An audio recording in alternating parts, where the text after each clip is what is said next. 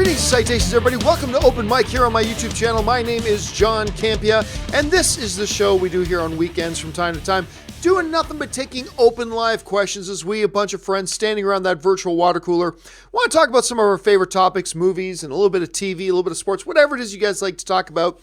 That's what we're going to do here on Open Mic. So there's already a bunch of live questions that have come in, so I see we got a huge list there. So let's get started right away.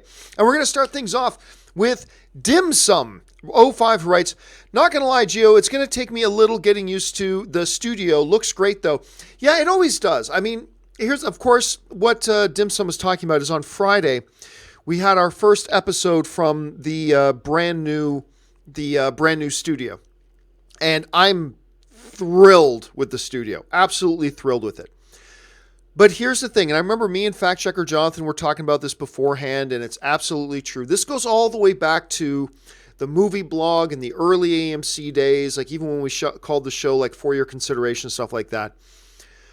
One of the things that I have discovered is a universal law, like a universal rule, is that no matter what you do, no matter what you think you're doing right, no matter what kind of changes you make, no matter, even if it's a huge improvement or a tiny improvement or whatever, the truth is whenever you change anything, there's a lot of pushback, no matter how good the change is. And this is absolutely true. I remember me and Dennis used to talk about this a lot. Like, you remember back in the For Your Consideration days, in the AMC broom closet, it was just like this little tiny white glass table with a bunch of people, like with just a red curtain behind, and we were all sitting like really crammed in. The cameras weren't very good. Nothing was really good, but it's what we all got used to, right? And then when we upgraded and moved our studio over to the stream for a while, when we did movie talk from the stream for a while, even though it was 10 times better, we got a lot of pushback from people. I don't like the changes. I don't like this. And we got a lot of pushback. And like, one of the things we realized, it's change. Whenever you change anything, there's always some pushback within yourself, within other people, within all that kind of stuff, because it's not what we're used to. And even though that switch from the AMC broom closet to the stream studio was 10 times better, there was a lot of pushback. However, when we moved from the AMC, when we moved AMC from that, from the stream into our new studio that we had built, everybody who was complaining about the stream studio was now complaining that we were changing away from the stream studio. And it was all the same complaints that we heard when we moved from the broom closet to the stream. It's not the same. The other one was better, blah, blah, blah. Even though we just moved into this, our own studio with tons of advantages and all that kind of stuff, we had just as high quality cameras, there was a lot of pushback and a lot of complaints. Then, when we changed the color of the set from red to green, tons of pushback. Even though it made sense because red was the AMC color, green was the color of the new company we went to, tons of pushback just from the color of the background. Then, when I started here in my spare bedroom thing, lots of complaints. Why can't you make it look better? Why can't you make it look more perfect? And they got tons of pushback about it, right? Now, when I move from here in the spare bedroom into a much superior studio, there is again naturally, because it is our human tendency or nature to kind of resist change. And even though the new studio is 50 times better than this room, and I'm very proud of this room that I built, there's still a ton of pushback. And I like the way you phrase it, Dim Sum. It's going to take some getting used to. Absolutely, because it's different. And here's what I know. Whenever I change from that studio we're in now, whether it's a year from now, 2 years from now, whatever, I'm going to get lots of complaints about whatever I change it to, because that's what we in the online space, we complain about change. It's a natural human tendency. And I get it, and I understand it, and I'm part of it, and I expect it. So it's really not, but you're right. I love the way you put it, Dim Sum. It's going to take getting used to, because it does look very different, but it looks way better.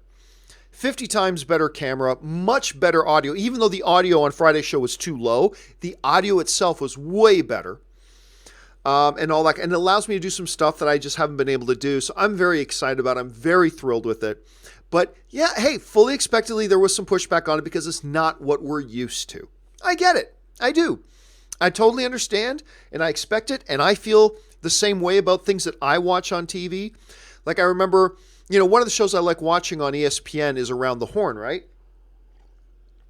And the moment they have one panelist that they haven't had there before, I go, and I don't like it because it's different. So I'm guilty of this too, right?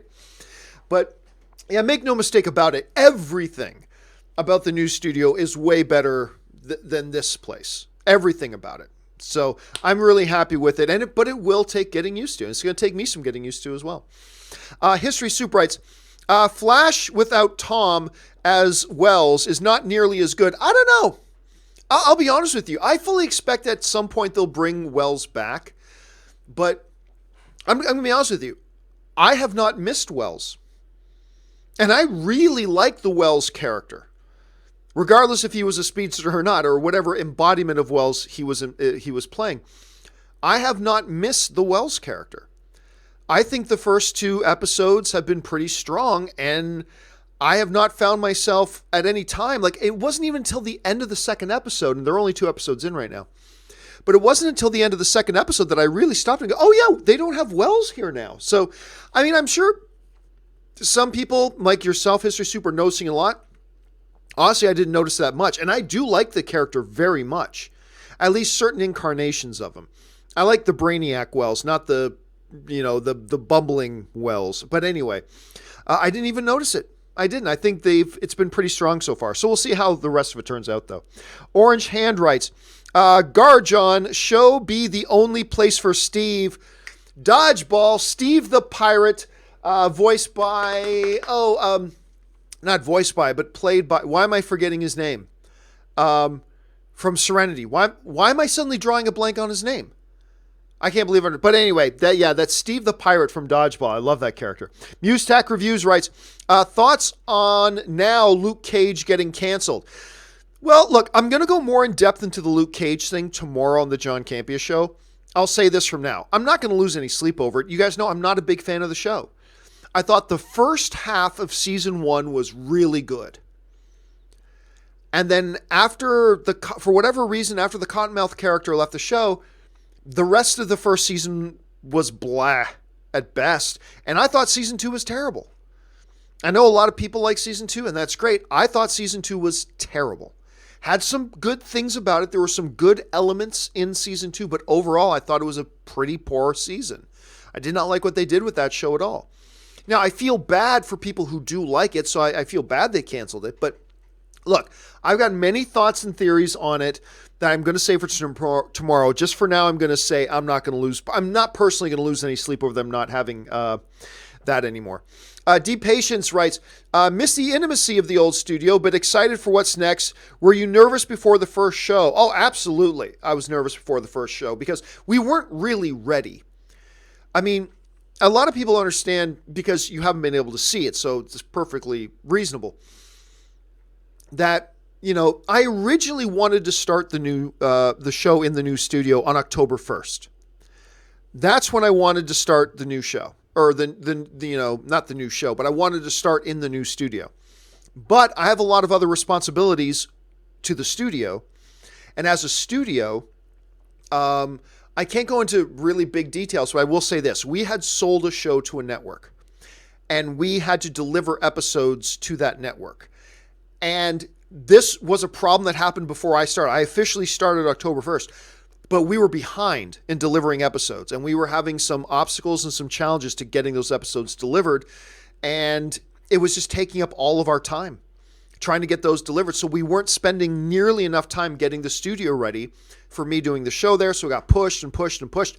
And finally, I just said to the studio and I said to all the staff, I said, look, we cannot push it anymore. I told my audience October 1st, and I told them October 8th, and I said it would be in this week, and now we're going to hit the Friday this week. I've already announced we're going to do it. We've got to launch. And we rushed. So, yeah, right till about 10 minutes before we launched the show, we were still getting last-second things put in place. So yes, I was nervous. I was nervous, but it went great, and I'm very happy with it. And now we just move forward, and hopefully we improve.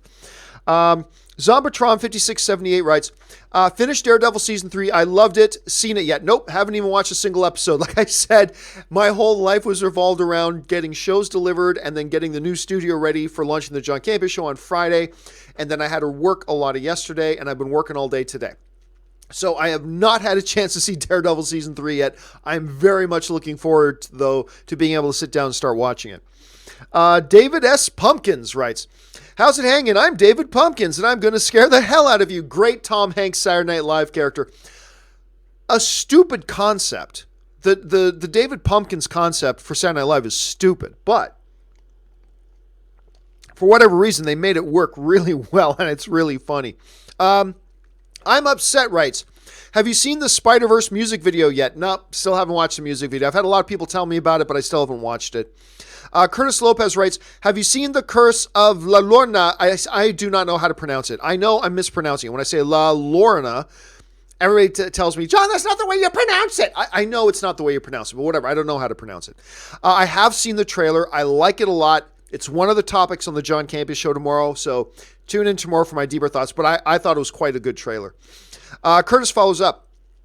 I would love to see a DC Elseworlds movie about Kal-El landing in Gotham instead of Smallville, and the Waynes adopting him, naming him Bruce Wayne. There is a comic story that basically does that. There is a comic story there. If you look into it, there is a storyline where that actually happens in an Elseworld comics. You check it out. But yes, that would be interesting to see a story like that play out on the big screen. Okay. Stubble McShave writes, I'm excited for Rian Johnson's Star Wars trilogy. I think it'll open the galaxy to a new time period with new characters. The potential for this trilogy is amazing since he isn't constrained by an existing story. I'm very much looking forward to it as well. He, of course, has got that other movie he's working on first that has this amazing cast coming together, including Daniel Craig, Chris Evans. There are a bunch of other people as well. They just added some new casts as well. It's a good murder mystery kind of thing. Everybody's excited about it. We'll talk about that a little bit more on the show tomorrow. But yeah, I'm with you. I'm looking forward to seeing what he does next. Let's see. Amalia, 1981 writes, I asked this 2 weeks ago. Over under 15%, The Rock makes a cameo in Shazam. Longtime The Rock producer Hiram Garcia, Jumanji, Skyscraper, Rampage, Central Intelligence, Hercules, is an executive producer on Shazam and producer of Black Adam. I still say under. They've been pretty adamant that he's not going to be in it. I believe them. I do not think he's going to be there. I wouldn't say the chance is zero. But I think it's under 15. I think it's probably around the 5% or less. And before you get too excited about the fact that, Garcia's on as a producer, remember the original plan for Shazam was for them to have Black Adam in it. This is going back years, though, before they changed their mind about what they were doing. And that's when Hiram Garcia got attached as a producer. He just was never removed. He's still on as a producer. You don't get kicked out because you change your story. So I still take the under. I'm not going to say it's zero because we've seen stranger things happen. It's still possible, but I would take under 5%, let alone under 15. So I'm going to stick with the under 15% on that for now. Stubble McShave writes, by the way, do you think Ryan will direct all of them? No, I don't. I don't think Rian Johnson. I think Rian Johnson would probably direct the first one. And I do not think he'll direct the other ones after that. I think he's got to move on to other things or focus more on the writing and directing of other things. But no, I think he'll probably direct the first one. I don't expect him to direct the other two. Stubble follows it up with, I've discovered Tom Waits. Oh, yeah, he's great. An incredible poet, musician with a fascinating expression and incredible voice. He continues as a teacher long after he broke through. Check out Tom Trabert's Blues. Amazing. Tom Waits is great. And here's the thing. Tom Waits is in one of my favorite movies. And I don't know why I'm forgetting the name of his character in Mystery Men. It's Doc something. Why am I forgetting his name? Give me a second here to bring this up. Let's see here. Oh, Doc Heller. That's who he played in Mystery Men. I love him. And he's right in the opening scene as well, where he's at a senior citizen home trying to pick up ladies at a senior citizen home. It's hilarious. Then he turns into the stereotypical inventor for the superheroes. He's great. I love him in that. But yes, like, he was a huge influence in a lot of different areas before that. The fact that he was even able to have a career in acting as well says a lot about him. Okay, let's move on here. Richard Karate writes, do you think with the success of Venom that Sony will do a Venom cinematic universe and bring in the Sinister Six to fight Venom, or put a team together like Venom, Kraven, Morbius against the Sinister Six? I mean, here's the thing. I think Sony learned a very valuable lesson with The Amazing Spider-Man 2, which was, do not get ahead of yourself. You know, the big problem, and there are several problems with The Amazing Spider-Man 2, but I think most people would say that the highlight problem was they tried to just focus on other things and build universes too quick. Like, they just brought in too many characters, tried to do too many things. It was nuts. In Venom, you could see they totally learned their lesson. Until the post-credit scene, they didn't even hint at anything else just outside of Venom himself. Right? They didn't get caught in that same trap they caught themselves in with The Amazing Spider-Man 2. Of, let's introduce this character, and let's lay the groundwork for this future movie, and let's lay the groundwork for this future movie, and let's lay the groundwork for that future movie. That just ruined their film. And they learned that lesson, and you could tell they learned that lesson with Venom, because they stayed laser focused on this movie with Venom. And then in a post-credit scene, we'll allude to something that might come in a sequel. They are not going to let themselves get ahead of themselves again. So any talk about Sinister Six now and future big team-ups between Kraven and Morbius and Venom, I think all that is premature at this point. And I think Sony is not going to let themselves get bit by that. You know, we've got, no pun intended, get bit by that. When we've got Morbius coming up, right? So we got Morbius coming. And then they're going to do a Kraven. At some point, they're going to do a Venom 2. And then they'll start interconnecting everything. And then they'll move forward from there. But I would not expect, because of the lessons learned from The Amazing Spider-Man 2, I don't think you're going to see Sony make that same mistake again.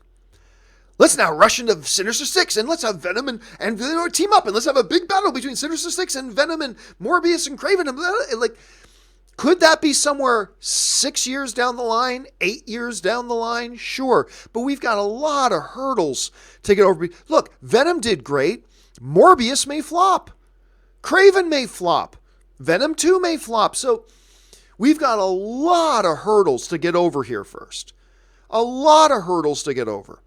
And I think Sony now knows not to plan too far ahead. Deal with what's in front of you. Have a general idea for a plan, but take it step by step for now. Don't start opening 18 doors for future movies. And don't do that. You did that with Amazing Spider-Man 2 and you killed it. Bad in a bad way. I don't mean, yeah, you killed it in a good way. No, they killed it in a bad way. I think they learned their lesson. So at this point, I'm going to say, Richard, it's way premature to start talking Sinister Six and big team-ups and all this kind of stuff. I think Sony is going to take an approach of a more of a crawl, walk, run approach. They try to come out with The Amazing Spider-Man 2 sprinting. No, crawl for a while. Then walk for a while. Then run for a while. And I think you're going to see that reflected. So, yeah, I'm going to stick with this. A little bit premature to be talking Sinister Six and big team-ups. Let's hope they don't make that mistake again. I don't think they will. Dimsum05 writes, the new set makes me feel like I'm at your office instead of your living room. On the upside, you get more time to breathe, and Courtney is awesome. Yeah, I mean, well, first of all, this doesn't feel like my living room either in here. I love the new set. And having Courtney there, even just to read questions. You guys have no idea what a huge difference that is to me. It is a struggle to go one straight hour, or sometimes these shows are an hour and a half, to go 90 straight minutes talking, no stopping. No one else is on set with me to talk instead of me, to give me a 30-second breather. I got to tell you guys, even just having Courtney there just to read those questions, to give me 15, 20 seconds of a break, to stop talking, take a break, is huge. And I love her movie news feed. I love her writing for the movie news. I found her movie news feed scripts really informative, effective. I loved it. And she's only going to get better at it too. So I'm really, really happy with that. Der Wunderbar writes, have you ever seen 30 Days of Night? Many, many, many times. It's actually the first home video I ever watched with Anne. Anne and I were on a date. We were supposed to go to a movie. We couldn't make the movie. And it was actually our first date. We went out to dinner. And then I was supposed to take her to see Iron Man 2, I think, to an early press screening. And I forgot what time it started. So we missed the screening. So I said real smooth, hey, I just got this movie, 30 Days a Night. You want to come back to my place and watch it? How smooth am I? And we went back and watched 30 Days of Night, and we've been together ever since. So thank you, 30 Days of Night. Brilliant film. Brilliant movie. I love 30 Days of Night. It's absolutely fantastic. So yeah, I dig that movie a lot. C. Say writes, John, your productivity motivates me to study. Well, yeah, keep busy, man. Keep doing. Look, the biggest problem, honestly, with a lot of people is laziness. It's a problem we all encounter. It's a monster we all have to come face to face with, is our own laziness. We all have laziness. And I find a lot of times that a lot of people, why they don't succeed at what they want to try, it's never the only reason, but one of the big reasons I find with a lot of people who haven't been able to succeed at what it is they want to succeed at, when you really examine it, some of it has to do with laziness, unwillingness to work. And I've always say this, I will come across people, this is something I promised myself when I was like early college age. I said, I'm going to come across people who are smarter than me. I'm going to come across people who have more natural talent than me. I'm going to come across people who have more advantages than I do. But I vowed to myself, I'll never forget this. I know exactly where I was and everything. I was in a gymnasium, and I remember telling myself, I will never, though, be in a situation where you outwork me. I will always outwork the other guy. That's just something I promised myself. It was an epiphany I had when I was in this empty gymnasium back in college. And I can't remember what exactly triggered it, but I remember thinking, look, there are people who are going to be bigger than me, stronger than me, smarter than me, maybe more naturally gifted and talented than me. Those are all things that might be a little bit outside my control. But what is always in your control is you can make a commitment that the next guy next to you will not outwork you. And that's something I always try to tell people. Because if you bring that to the table, you'll have a natural advantage every time. And what I find with a lot of people, including some friends of mine, that I've had to sit down and have some real heart-to-heart talks with. You know, I've had friends of mine who've struggled, say, I'm not, this isn't working for me and blah, blah. And I've sat down with them and I said, yeah, but listen, buddy, last week you could have done this, this, and this, and instead you did those other things. Instead of working your ass off, you didn't, and you did other things. And you took shortcuts and you did this, and that will never work. And so that's always been a big philosophy of mine. So I'm happy, Cisse, that somebody like you recognizes that, and I'm glad you aspire to something like that as well, just like I aspire to it.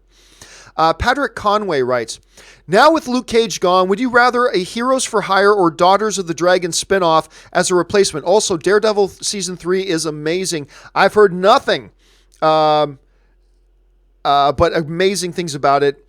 Everything about it and that I'm hearing from it is great. Me, I think Heroes for Hire. I don't want to go too much into it, though, because, again, it is one of our major topics on tomorrow's John Campea show, and I've got a lot of thoughts about it as far as Heroes for Hire and all that kind of stuff, so I'm not going to go into it too much. I'm not that big on a Daughters of the Dragon spinoff, and I don't know that a lot of people else would be either, but I got to get on Season 3 really quick, and out of those two, I would pick Heroes for Hire. Murray Reich writes, John, your new studio reminds me of Jim from The Office moving away from Scranton. I love it. Well, thank you so much. It is a different thing. It is a little bit different, isn't it? Ben Rayner writes, you like Nora so far on Flash. I do Shrey. I didn't think it was Shrey. I thought it was Shui, as in like feng shui. Isn't it Shui? I could be wrong. I've been saying Shui. I thought that was the way she said it. Anyway, I'm liking the Nora character. A lot, actually. I wasn't sure I would, but so far so good. She could become annoying, Let me give it to episode 4 or 5, but 2 episodes in, I'm kind of digging the character. Murray Reich writes, Supernatural, both episodes so far are great. Yep, I'm finally caught up on Supernatural, both episodes. Really enjoyed both of them. I love the direction so far. They've found a way to introduce a new menacing threat, a good mystery, all the good elements of it as well. I like how the status, after 14 years, the status of the boys, like even demons fear them now. I like that. They've been doing some really good things with the show, and I like where we're at so far.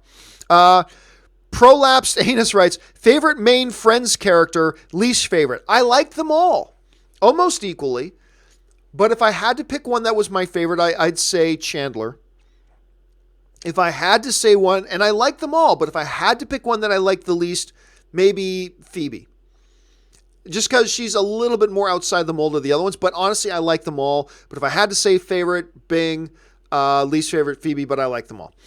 Let's see. He follows up with, is Arrested Development worth checking out? Yeah, the original series is worth checking out. I don't think it's as good as a lot of other people say it is. But it's still, it's a good show. And it developed a long-lasting viewership of people who've enjoyed it, continue to watch it and support it. So yeah, I'd say it's worth getting on and giving it a shot. Der Wunderbar writes, watched Halloween from 1978 yesterday, still hella scary. See, I've never liked it. I don't like the original Halloween. I don't find it scary. I don't find it thrilling. I don't find it intense. I don't find it creepy. I find it rather boring, to be honest with you. That's why when they announced this new Halloween movie, I had no interest. The trailers look good, so I got interested. Then I went to go see the movie, and it's a damn good movie. It's my favorite Halloween movie so far. But yeah, I get my friends mad at me when I mention that I don't like the original Halloween because all of them do. Jordan Frey writes, I was glad to see that Shirley Temple got to make a cameo at the end of Venom. I don't recall that. I don't know what we're talking about, to be honest with you. And I've seen it several times, so I'm not sure what I'm missing. Murray Reich writes, the bill stands for blew it like last season. My Buffalo Bills. I'm telling you guys, ever since they wronged Doug Flutie, those of you who aren't sports fans won't care about that, but I'm telling you, when I ditched on the Buffalo Bills was when they had my favorite player in the league at the time was Doug Flutie. And he was just marching them to success, gets injured near the end of the season, right? And they decide to start this, I can't remember the quarterback's name, but this kid they drafted high, he's going to start. And then they got in the playoff game, it's like, and Doug Flutie was back and ready to go, and they go, nope, Doug, you're going to sit and we're going to play this other kid. And they lost. I'll never understand it. I'll never understand it. And it was that day that I was like, screw the Bills. Yeah, it's really too bad. And ever since, they have just found a way to be futile in many different ways. Dakota Barber writes, loved Halloween 2018, saw it with a packed audience, and we all went nuts for parts in the last 20 minutes. Curtis was so good, and Michael was creepy too. I thoroughly enjoyed it. You know, the first 15 minutes or so, 15, 20 minutes, I wasn't into it. I was like, this is slow. What's everybody taught? Why is everybody saying they like this movie so much? It's kind of blah. The stuff that they're setting up. The scene in the courtyard of the insane asylum, which you see in the trailer, so I'm not spoiling anything. I thought that was just dumb. That was just a dumb scene. But then it starts to pick up, and then it just keeps building momentum all the way through to the end. And by the end of it, it's thrilling. It's exciting. It's a good horror film, man. It's a good slasher horror film. And I got a real big kick out of it. So I think a lot of you guys are going to enjoy it. Let's see. Nosferatu writes, just because a candy bar fails to fall from its perch does not imply transfer of ownership. Clearly that's a quote. It feels like a George Costanza quote. I'm almost certain that's a George Costanza quote, but I cannot place it. I'm going to go with George Costanza from Seinfeld, but I might be wrong. It might be something else entirely. Even if it is, I can't be more specific than that, but it's just bugging. That feels like a George Costanza quote, so I'm going to go with that. Lyle Navin writes, over under 50%, Genie makes a Fresh Prince nod in Aladdin. Don't think so. I'm going to take the under on that. I don't think they will. Although, it's a Disney film. I don't see them doing that, but the original Aladdin animated was filled with pop cultural references. Filled with them. So while it's not something I think Disney would normally allow, for Aladdin, all right, I'll take the under on 50%, but nowhere near as under as I originally. I would have thought like 5% at first, but now that I think about it, because it is Aladdin filled with, I might peg it at like 37, 38, 40%. Yeah, so I'll still take the under on 50, but it's a much bigger chance than I think I originally was going to give it credit for. So I'll still take the under for now. Javier Riaz 405 writes, have you seen Hotel Artemis and did you like it? Never got around to Hotel Artemis. I just heard too many blah things about it, I had other movies to see, so I kind of took a pass on it. Murray Reich writes, who do you think will win the World Series, Red Sox or Dodgers? Well, I'll be cheering for the Dodgers because I'm living in LA right now. But honestly, I think the Sox are not only going to beat them, I think they're going to beat them badly. I expect that series to go 5. 5? Yep, I'm expecting that series to be done in 5 games. I think the Red Sox win that series 4-1. Der Wunderbar writes, the Addams Family movie is perfect for Halloween. Yeah, and they've got that. Don't forget there's that Addams Family animated movie that's being made too. But you're right. It's a great, great fun Halloween film for sure. James Boner writes, where are we here? Hey, John, congrats on the new set. Just wanted to say, finally got around to seeing Paddington 2. Oh, wow, that took you a little while. What an entertaining and delightful film. I'm telling you what. It's one of the best films of the year. And Paddington 1 is amazing. And as weird as it is to think about, and as weird as it is to say, if they make a Paddington 3, which I'm not convinced they will, but if they do make a Paddington 3, and it's even in the ballpark of Paddington 1 and Paddington 2, you're talking instantly of a top 5 greatest trilogy of all time. I'm not kidding. The Paddington movies are that good. You walk out feeling amazing when you watch these movies. They're great. They're not just okay for kids' films. Listen to me. Paddington and Paddington 2 are great.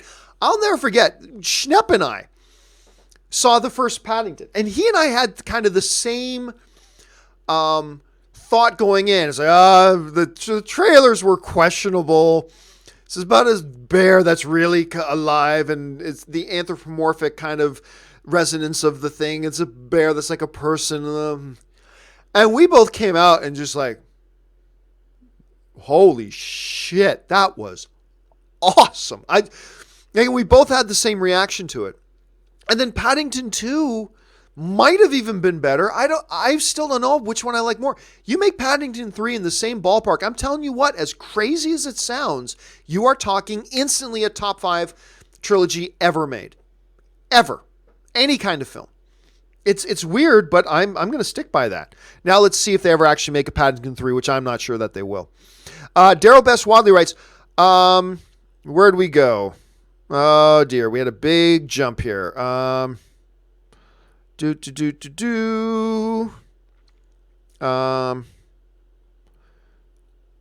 gosh, how far back do we have to go? Yeah, there's a James Bonner wrote that. Okay, here we go.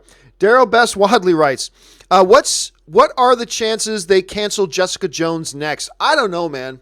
Again, we'll go more into it tomorrow. But the Netflix executives just say, we are the ones who will decide what gets canceled. And right now, we're super happy with how they're all performing. 24 hours later, they cancel Luke Cage. So I don't know. At this point, I don't know. I would also not lose any sleep if they. I'm certainly not going to lose any sleep that they canceled Iron Fist. I'm not going to lose any sleep that they canceled Luke Cage, and I certainly wouldn't lose any sleep if they canceled Jessica Jones either. But I mean, at this point, I don't know. We'll talk about it more tomorrow, though. Sharon Aurora writes, "Oh my God, Daredevil season 3 is the best season yet. Bullseye. I'm hearing great things. I can't wait to start watching it." And Murray Reich writes, "Eddie, hey Dan, do you think?" My new power is I can climb up high trees, but really, really fast. Venom in his head. Yes, we just did. Love that line. So many great moments.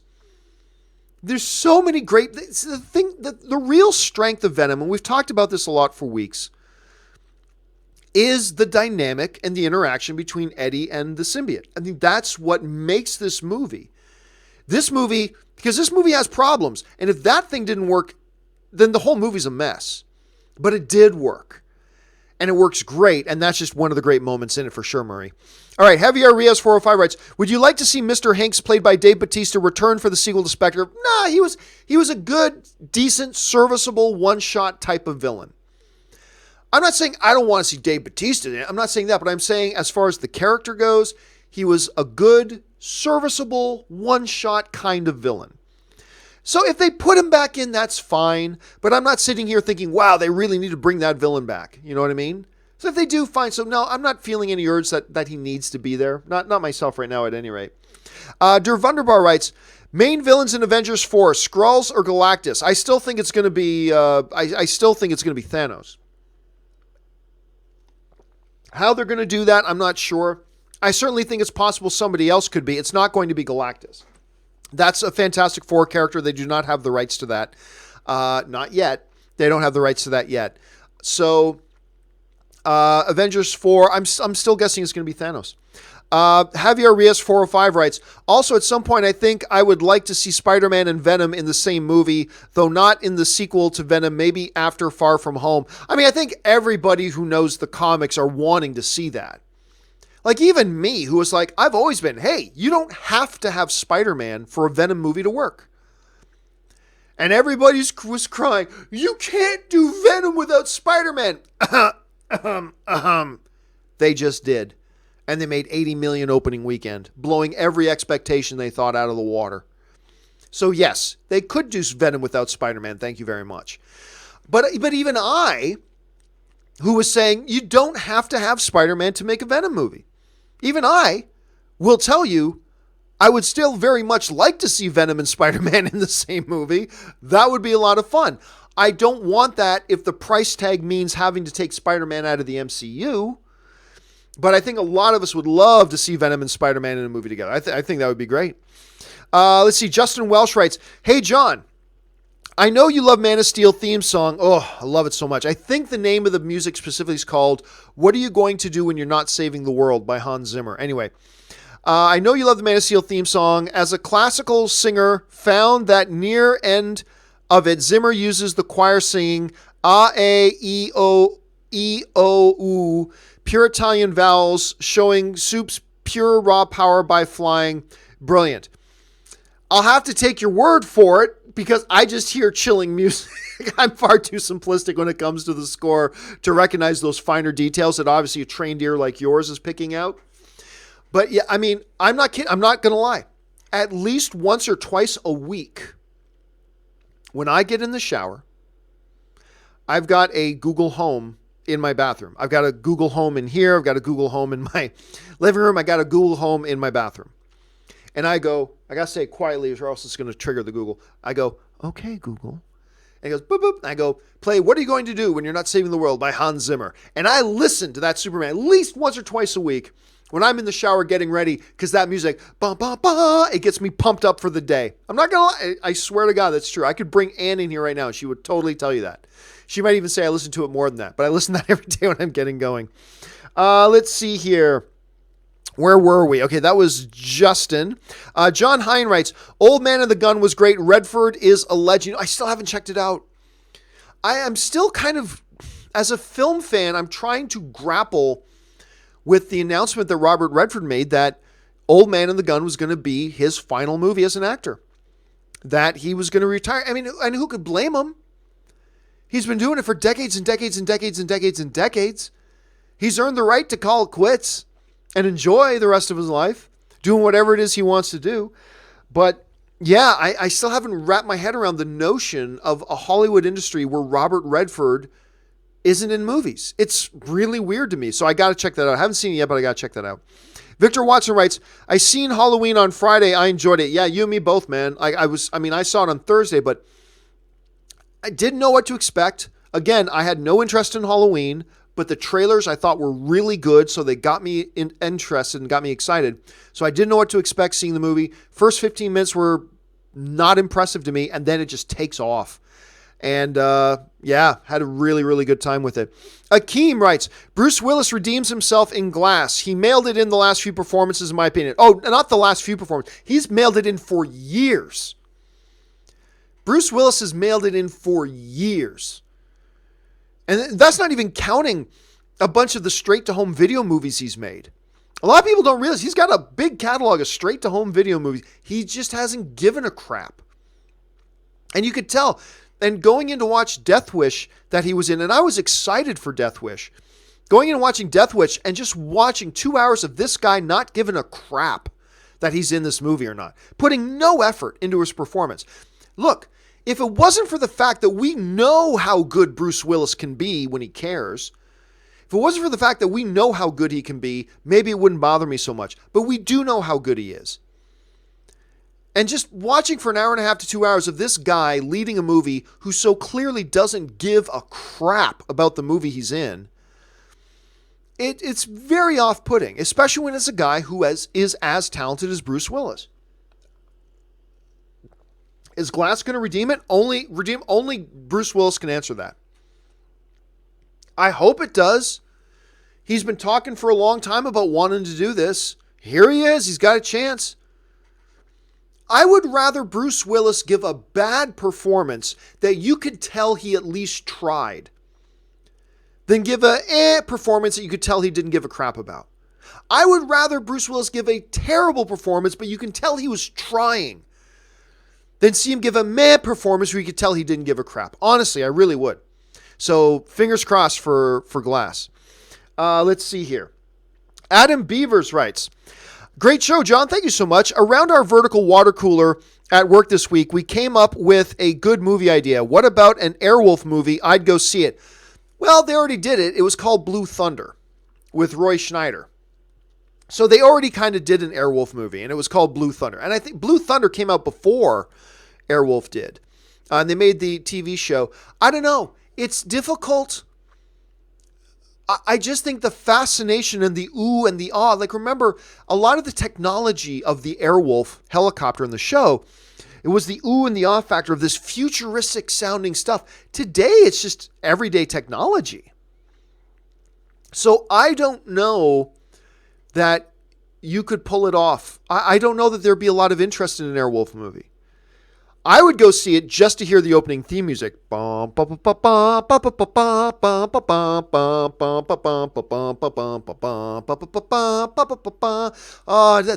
just humming that music makes me miss Ernest Borgnine. Remember Ernest Borgnine was in that show with Jan Michael Vincent? Ernest Borgnine.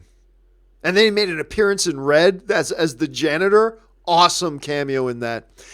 Anyway, I don't know that it would work. I just don't know that it would get people interested at this point in time in his. So I don't know, but I would be interested myself. I just don't know if anybody else would be. Florian Stump writes, still can't believe Schnepp is gone and that he passed away on my birthday. Sorry, Gio, but I had to get that off my chest. All hail the King of the Schwetz. You know, the funny thing is, I don't know how many of you guys follow me on Facebook, but I think it was yesterday. For those of you who use Facebook, you know, every once in a while, something will pop up in your Facebook feed that says, 2 years ago today, you posted this. Or 4 years ago today, you posted this, right? Yesterday, I had a 2 years ago today, you posted this picture. And it was a picture. You know what? Let me see if I can bring it up here. Let me see if I can pull this up and bring it on screen. But it was, first of all, it was weird. It's like, whoa, that was 2 years ago. Yeah, I guess it was indeed 2 years ago. Where'd it go? There it is. Let me bring it on screen here. It was 2 years ago. And this was 2 years ago yesterday, I guess. It was me. Obviously, this picture of me and Anne with Schnepp and Holly at Doctor Strange. I can't remember Schnepp looking, in all the years that I worked with him, I don't know that there was ever a movie he was more looking forward to than Doctor Strange. I don't think there was ever a movie he was more looking forward to than Doctor Strange. And yeah, so I just sat and I looked at the picture for a bit and reshared it on my Facebook page. And yeah, it's weird to think that was 2 years ago. But you're right. I mean, the fan community will never be the same. We lost our best advocate, our best, the face of the fandom, I think. I think John Schnepp was the face of the fandom, and I think he was the greatest advocate for fandom. We lost the best of us when we lost Schnepp.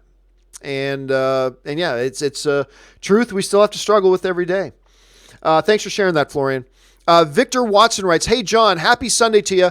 I've seen Happy Death Day. I love Happy Death Day.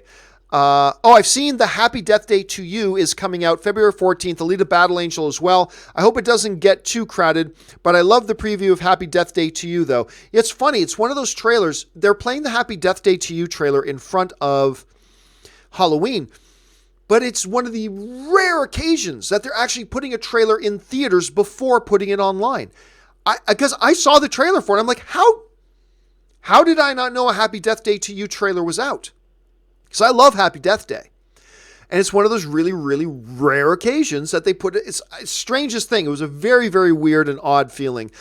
Look, Alita Battle Angel and Happy Death Day to You, very different types of movies. So I'm not really worried about getting... Look, every weekend has 2 to 3 movies opening up, right? So every weekend has 2 to 3 movies opening up. That's not a big surprise. A Happy Death Day to You is not a big blockbuster film. Alita Battle Angel is. So I believe they'll both get their business and they'll both be fine. So it's not really a problem. All right. Cobra writes, if the Elseworld stories do go well for DC, I hope they do Red Sun one day. Maybe the best Elseworld story, in my opinion. I think Red Sun would be great. Red Sun would be great. For those of you who don't know anything about Red Sun, it's a what-if story in DC about what if Superman's, as a baby, his capsule didn't land in Kansas, but rather landed in the Soviet Union. What happens then? Great story. I still say, of any Elseworlds thing that I really want to see, it's still Batman Returns. Or The Dark Knight Returns, I should say. They did an animated version of it a couple years ago, and they did a great job. I would love to see that live action. I really would. That would be my first step, but Red Sun would certainly be up there. Victor Watson writes, John, your new setup looks pretty fly, man, but it's going to take some time to get used to the new look. Always does whenever I change sets. Whenever I change sets, it always takes people a while to get used to it. Absolutely. The new girl is nice on the eyes, respectively. I think you probably meant that respectfully. Oh, yeah. Courtney's beautiful. She's beautiful. But look, I got literally, I'm not exaggerating, it was over 400 resumes. 400 resumes. This is what people who don't live in LA don't understand. They were all completely physically beautiful. They're all beautiful. You know, sometimes I get these people who have no concept of what they're talking about saying, hey, John, how come you always, hire, beautiful people? I'm telling you, they all look like that here. At least the ones who are in this business. And like out of the 400 resumes, they were all like completely beautiful people. That's just LA. That's just LA. Look, where I come from, I'm a pretty damn good looking guy. In LA, 4 if I'm lucky. 4 if I'm lucky. Where I'm from, maybe like a 7.8. I'm not going to say I was an 8 or a 9, but maybe like a 7.8 where I'm from. Here, I'm lucky if I can pull out a 4. All right? I've learned to accept that. But it's just it's a different standard here. So absolutely, Courtney's a beautiful girl. But I'm just telling you, they all were. They just all were. Beautiful guys, beautiful girls. They all were. What makes Courtney great is that she has great teleprompter skills. You guys have no idea how difficult teleprompter is. You'd think it's easy. It's not. Just watch some blooper reels of John Schnepp trying to do teleprompter. Or me for that matter. Try to watch me trying to do teleprompter. It's not easy. Plus, she has her broadcast journalism degree. She was able to apply that to actually write and produce these stories, she was just the best package, man. She was just the total package of everything I really wanted to find in somebody to help me do the show, particularly with the movie news feed segments and being an on-camera presenter. She's just dynamite. Absolute dynamite. I'm so lucky I found her. All right. Centaur24 writes, Guten Abend, John. The Brachiosaurus scene in Fallen Kingdom made me so sad. Oh, that was a great moment. Powerful, hard, depressing, but very strong scene. I loved it. The Brachiosaurus scene in The Fallen Kingdom made me so sad that I could not enjoy the rest of the movie anymore. Haunted me over the weeks. One of the most touching scenes I've ever seen. And it's really weird when you think about a movie, a big dinosaur movie with big, kills and blah, blah, blah. But that scene where they're pulling away from the island and it's there on the shore and the smoke just envelops and it dies. Beautifully set up shot, beautifully composed shot, and masterfully executed. It is by far the most powerful moment in the movie, no doubt.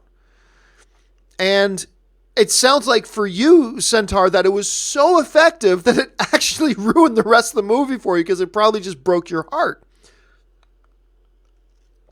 For me, it benefited the movie, but just stunning the way they set it up. Because in the Jurassic World universe, the dinosaurs are the monsters that come to kill you. And yet they found a way to give you this breathtaking, lasting image of that creature standing there on the shore, calling out for help. And then its doom approaches. And it's crushing. It's crushing. Even if you don't like Jurassic World Fallen Kingdom, and I know there are people who don't like it, even if you don't like it, you got to admit that scene was just killer. Just killer.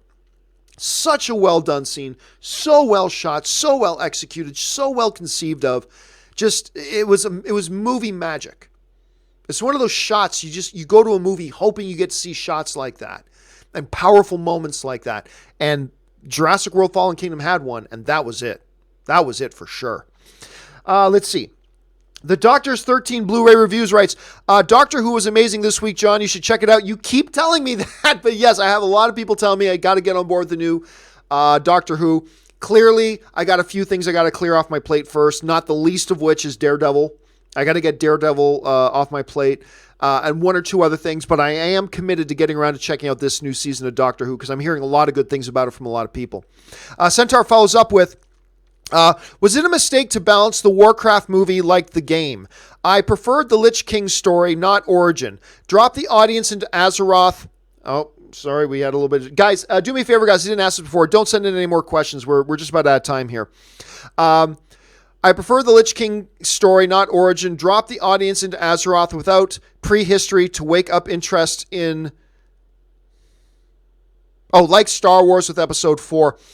Honestly, one of the big problems that video game movies face is that they try to hold to stories from the game.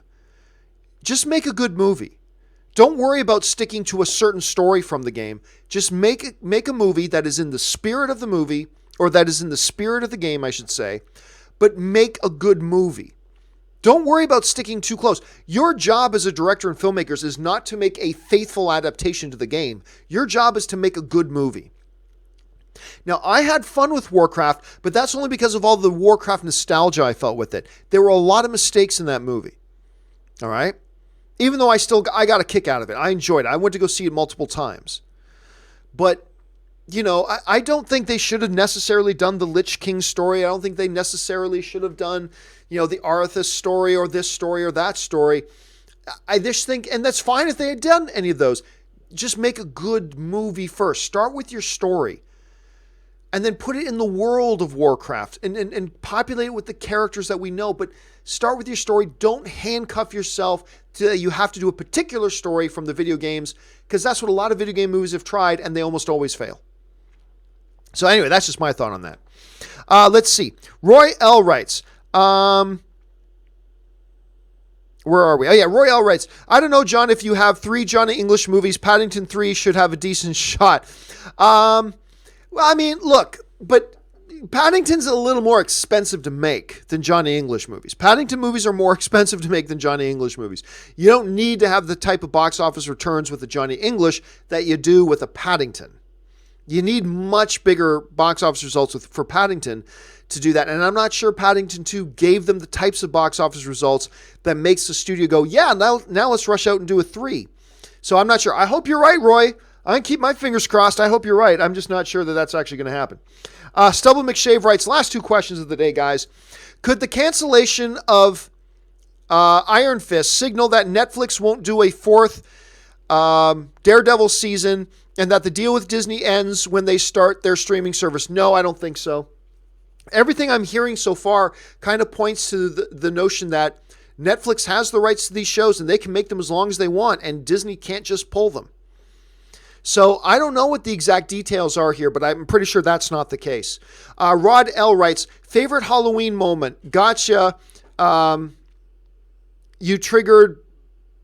Oh, and I triggered the Google Assistant on your phone. Sorry about that. Favorite movie moment from this Halloween? Oh, I don't want to share that. Almost a lot of people still haven't seen it, so I can't share that at this point, Rod. But maybe ask me that again in a few weeks, and maybe I can answer it then. All right, guys, that will do it for today's installment of Open Mic. Thank you so much for being here with me. I hope you guys have had a fabulous weekend. I hope you've been able to rest, relax, have some fun, and prepare to take on this new week and dominate it in your way. Go and tackle Monday, crush it, and set up a glorious week of victory for yourself and the people around you. That'll do it for me for now, guys. My name's John Campea. Don't forget to join me again tomorrow morning for the John Campea Show, of course, in our new studio. That's it for me. I'll talk to you guys next time. Bye-bye.